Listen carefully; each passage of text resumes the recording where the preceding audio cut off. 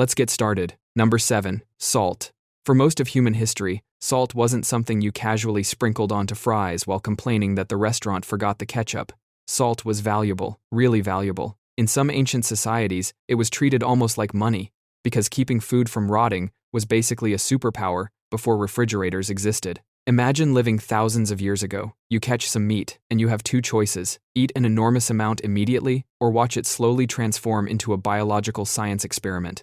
Salt gives you a third option: rub enough of it into food, and you can preserve it for much longer. Suddenly, this boring-looking white powder is doing the job of a modern freezer. That made salt an important commodity. Governments taxed it, traders transported it across long distances, and certain communities built entire economies around salt production. In parts of the ancient world, access to salt could determine whether people had enough preserved food to survive difficult seasons. And because humans are wonderfully predictable, whenever something is useful and scarce, somebody eventually figures out how to charge ridiculous amounts for it. Today, salt is so cheap that you can accidentally spill half the container while cooking and just sigh before buying another one. Your ancestors, meanwhile, might have considered that spill an economic disaster. Basically, your kitchen seasoning used to have more financial power than your smartphone. Number 6. Refrigeration. Imagine having to plan your entire diet around a block of ice sweating in a wooden box on your porch. That was reality for most of human history, and for the wealthy few who could afford daily ice deliveries, keeping food cold wasn't a chore, it was a flex. Ice houses, insulated cellars, actual ice harvested from frozen lakes, and hauled across countries by sweaty men with saws. That's what it took, just to keep your butter from turning into a war crime. Poor people salted, smoked, or fermented everything, and just accepted a life of slightly suspicious meat. Then in the 20th century, someone strapped a compressor to a box, and suddenly your grandma's leftovers could survive a full week without staging a biological uprising. Your brain, by the way, still treats cold food as a mild dopamine event, which is why opening the fridge at 2 a.m. for no reason feels so satisfying. That's not hunger, that's your ancient lizard brain going, ooh, luxury box, free ice. Now every dorm room has one humming in the corner, usually storing nothing but hot sauce and existential dread. Something European nobility once bragged about at dinner parties now sits under a stack of unpaid parking tickets and a magnet from a Florida vacation nobody remembers taking. Basically, your fridge is a decommissioned status symbol pretending to be furniture. Number 5. Sugar. Picture a substance so rare and expensive that kings used it as a party trick to impress other kings. That was sugar for most of European history, a spice rack celebrity imported at insane cost, doled out in tiny amounts like it was powdered dragon bone. Rich people would build elaborate sugar sculptures just to show off, essentially the medieval version of posting a private jet on Instagram. Meanwhile, everyone else sweetened life with honey and vibes. Your taste buds, meanwhile, evolved in a world where sweetness meant ripe fruit, not poison. Eat immediately. So your brain still lights up like a jackpot machine every time sugar hits your tongue. That wiring made total sense when sugar was rare. It makes considerably less sense now that sugar is in bread, ketchup, and somehow salad dressing. Once colonial plantations turned sugar into a mass-produced commodity, the aristocratic treat became gas station currency. What used to require a royal decree now requires walking 11 feet to a vending machine. Your ancestors would have traded a horse for what you casually dump into your coffee and then complain tastes not sweet enough. Basically, humanity spent centuries chasing a luxury it now can't stop eating out of boredom. Number 4. Ice cream. Think about the logistics nightmare required to eat frozen cream in the middle of summer before electricity existed. Someone had to hand crank a mixture inside a bucket packed with ice and salt, sweating buckets themselves, just so a noble could enjoy a few spoonfuls of something cold and vaguely dessert-shaped.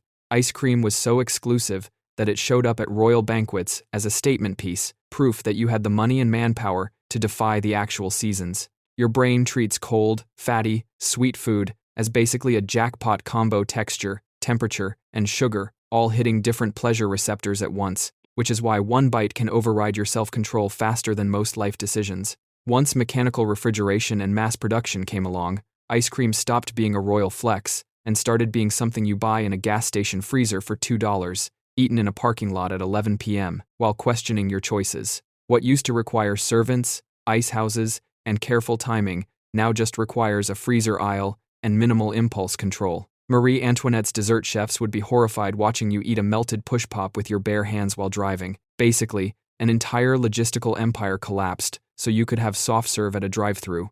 Number 3. Windows with glass.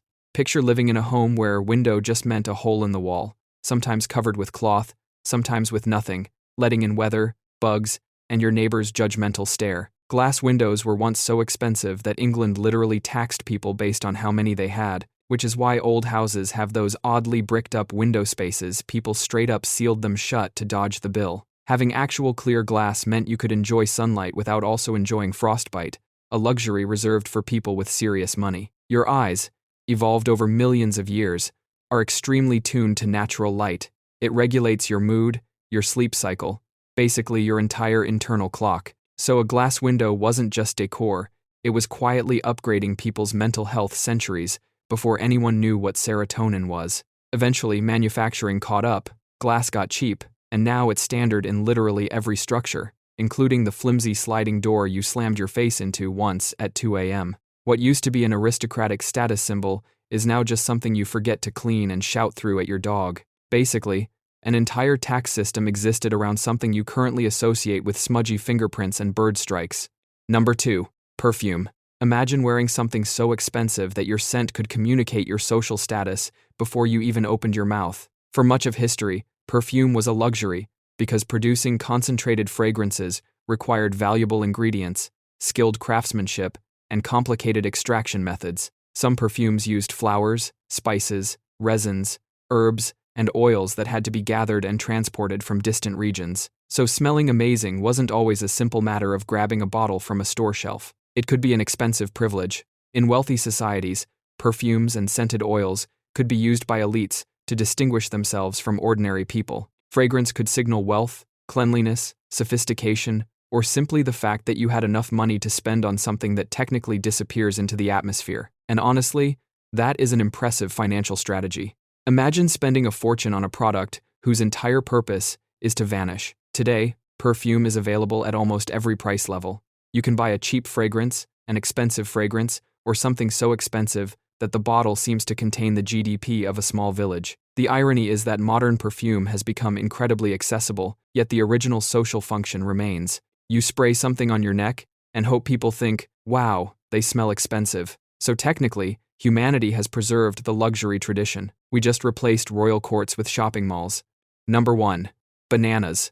Picture 19th century Americans losing their minds over a banana like it just teleported in from outer space, because functionally, it kind of had. Before refrigerated shipping existed, bananas couldn't survive the trip from tropical regions without turning into sad brown mush, so most people had literally never seen one.